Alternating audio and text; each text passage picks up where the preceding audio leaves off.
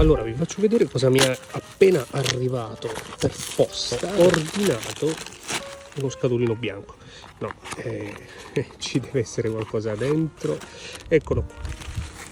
Che cos'è? Questo è il pezzo spezzone misura D del Rolex Oyster Flex. In pratica il bracciale in caucciù con anima all'interno in titanio dei Rolex Oyster Flex, in questo caso un Daytona.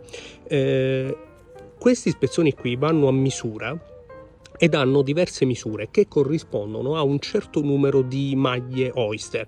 In particolare lo spezzone D equivale a 4,5 cm, ovvero 4 maglie Oyster, per chi per esempio a ore 6 utilizza proprio 4 maglie, mentre questo spezzone qui è uno spezzone di misura E che equivale a 5,5 cm, cioè 5 maglie Oyster, e questo qui invece è lo spezzone F, che è ancora più grande ed equivale a 6 maglie Oyster. Bene, in questo caso la mia misura in realtà è una misura DF, ovvero 4 maglie Oyster a ore 6 e 6 maglie Oyster a ore 12, e questo diciamo che oltre a rispecchiare la misura di un bracciale Oyster che normalmente utilizzo sul Rolex, va anche a riflettere quelle che sono poi le configurazioni che normalmente si usano, ovvero 2 maglie in più Oyster a ore 12 rispetto a ore 6. Perché questo?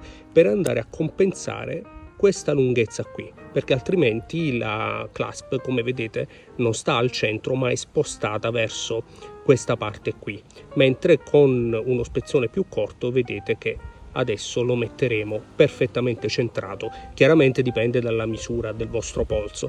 Una cosa che non ho granché capito è che Rolex indica per polsi come il mio da 16,5-17 cm 2 misure degli spezzoni EF, ed è esattamente quello che ho io, EF.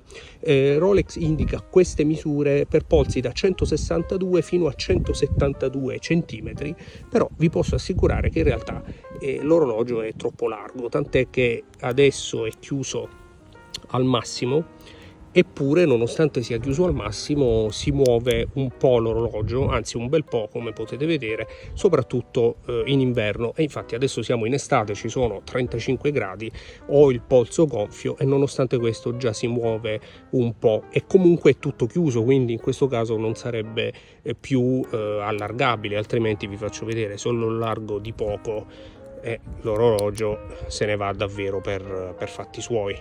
Guardate qui. Bene, quindi direi che è il momento di montare lo spezzone giusto. Quindi cacciavite a taglio da 1,7 mm, che è la misura esatta delle viti Oyster di Rolex, mentre Jubilee ha una misura diversa. Facciamo attenzione. Eccolo qui. Ora stacchiamo anche questo e con un po' di cautela cambiamo la spring bar mettendola sul nostro spezzone D. Come potete vedere la differenza di lunghezza, come vi dicevo, è di 1 centimetro, quindi 4,5 contro 5,5 cm, ovvero 4 maglie Oyster contro le 5 maglie Oyster. Ok, mettiamo quello più corto. L'erba è sicuramente più morbida di qualsiasi altra superficie. Lo spezzone è andato, ora ci mettiamo anche il perno.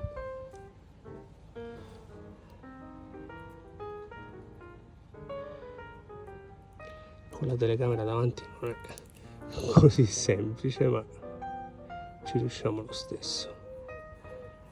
Ecco qui.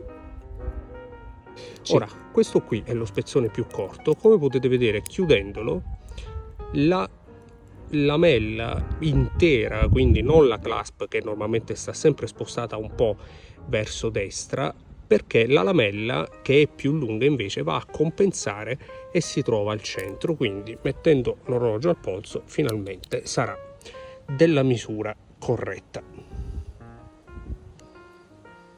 Come sempre, se ne volete sapere di più, seguite TOC.